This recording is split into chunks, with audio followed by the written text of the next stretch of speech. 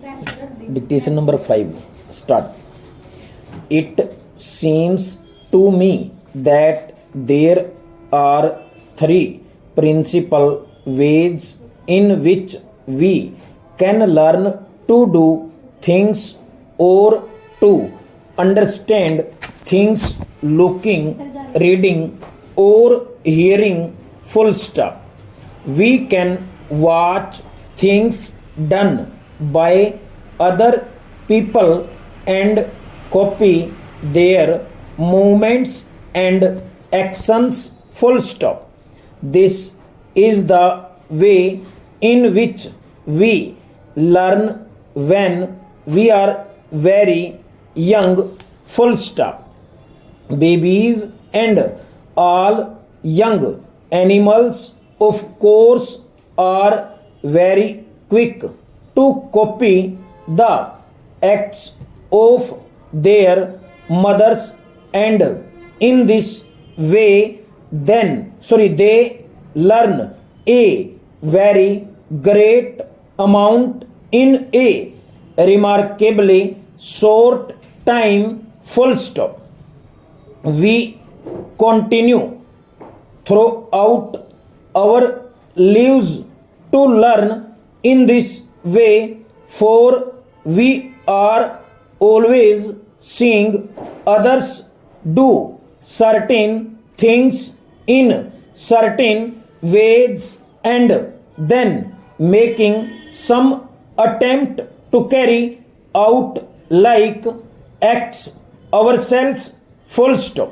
When we grow up, however, we are able to make observations within much wider limits, and we are free to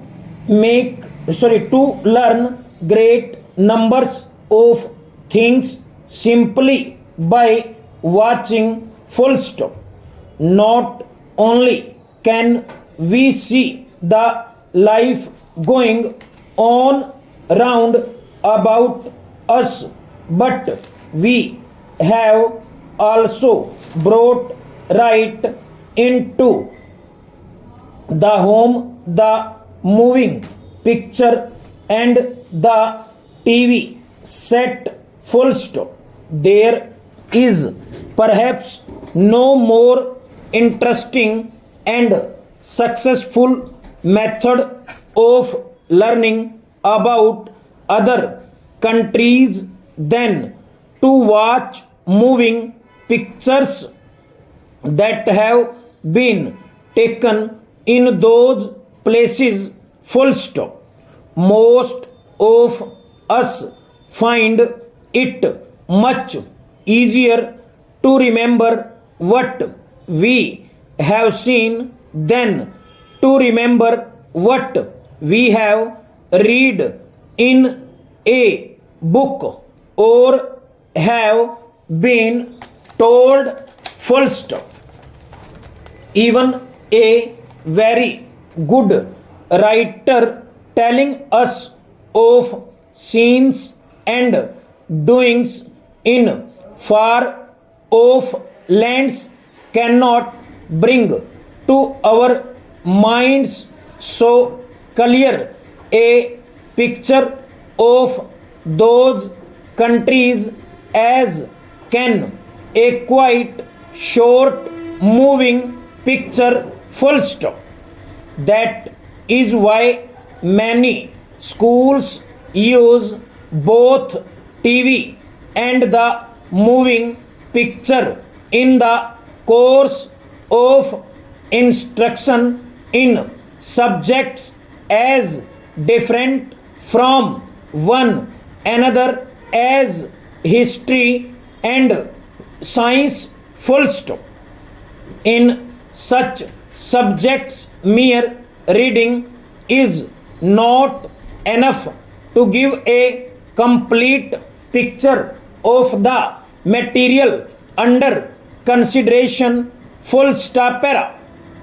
We can then use our eyes when we want to learn using our powers of seeing and of observation, full stop. We must also, however, use our powers of hearing, full stop.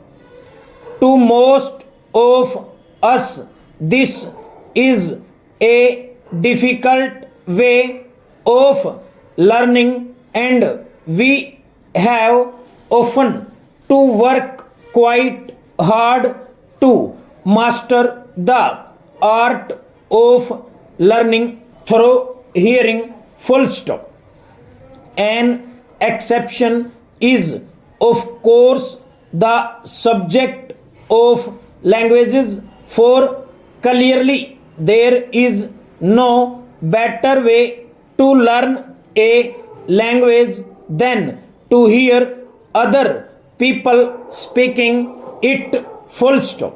Mere book knowledge of a language is a poor thing, for a language does not really live until it is used, full stop.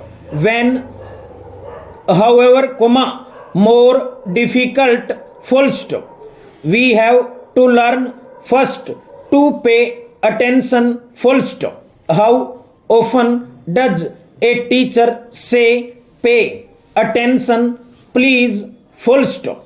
And how necessary are the words, full stop? If no notes are being taken, the words once said have gone forever, full stop. If they live at all, it must be in the memories of those who have heard the words, full stop. When we first go to school, we think we are learning to write and to read and to do little sums, but in fact we are also learning something of even more importance. We are learning to pay attention to hear what the teacher says and to hold it in our memories, full stop.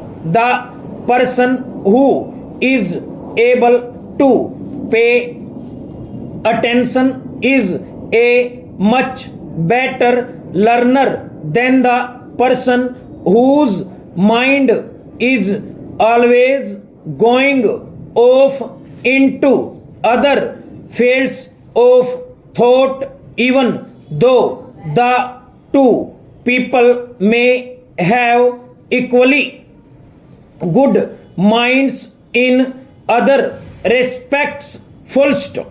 Many people who attend public meetings find that their attention is not always given to the person speaking, and it is indeed a good man or woman who can hold our complete attention for half an hour or more, full stop.